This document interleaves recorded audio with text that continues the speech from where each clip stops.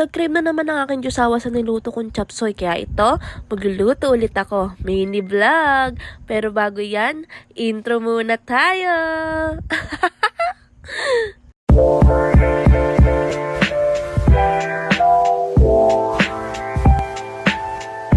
So first, kailangan natin ng bell pepper, bawang, sibuyas, young corn or baby corn, itlog pugo, 2 carrots, Baguio beans, mga 10 piso lang, okay na yan.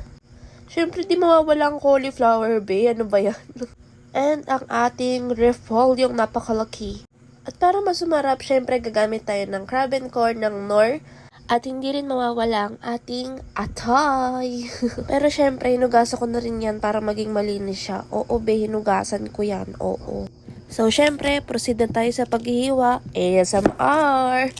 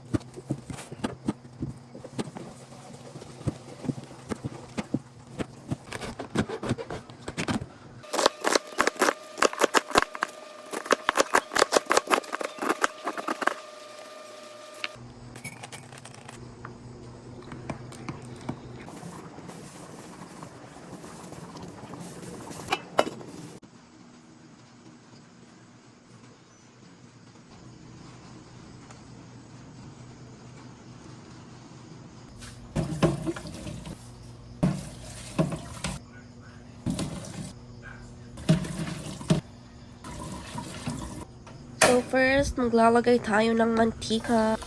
Siyempre, kasunod na yan ang bawang at sibuyas. Automatic na yan.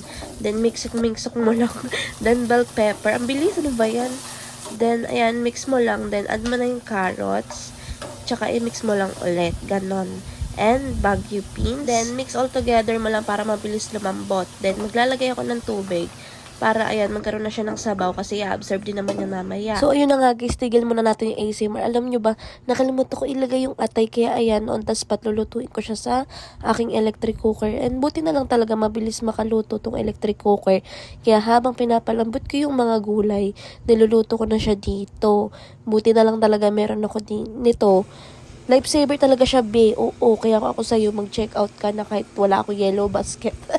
So, proceed na tayo sa aking pagluluto. So, dito nga, ayan, malambot na yung mga gulay. Kaya nilagay ko na rin yung patay para magkalasa na rin talaga siya. Then, ayun, i-mix all together lang siya. Anyway, guys, alam nyo ba, kapag ako nagluluto, huli na yung mga pampalasa.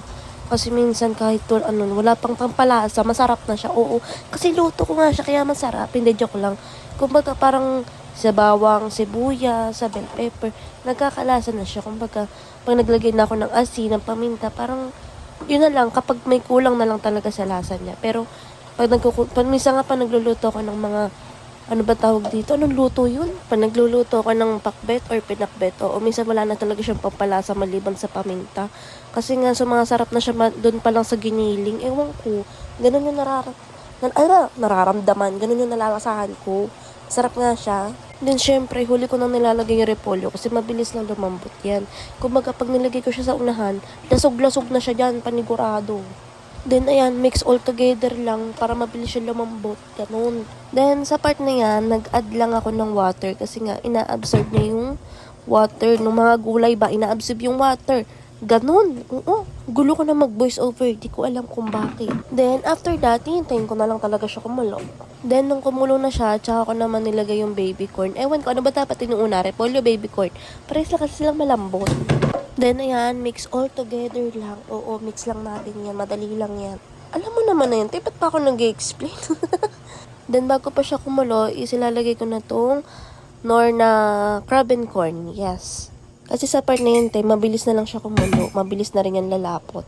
Iniwan ko lang siya saglit. Ayan na, malapot na siya. Kumukulo na rin. Ganun lang kabilis. Then, mix all together lang para tumigas. Ay, para tumigas. Anong tumigas?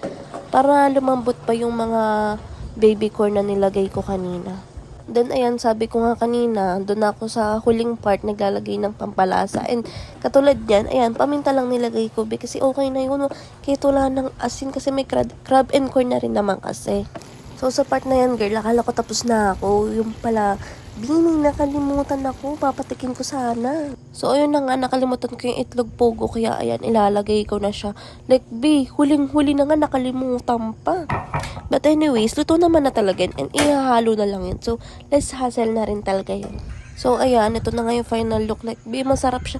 Masarap siya kasi nga luto ko. Pero, kung di appetizing sa paningin mo, wala na akong magagawa dun. Basta, masarap siya. Kaya, ayan, ano pang hinihintay natin? Kain na tayo! Oh, Mami Marian, baka naman.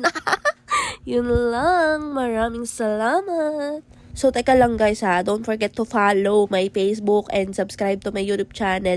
And also follow my TikTok account. Nakalagay na dyan sa screen yung mga pangalan. Yun lang. Salamat. Last na to.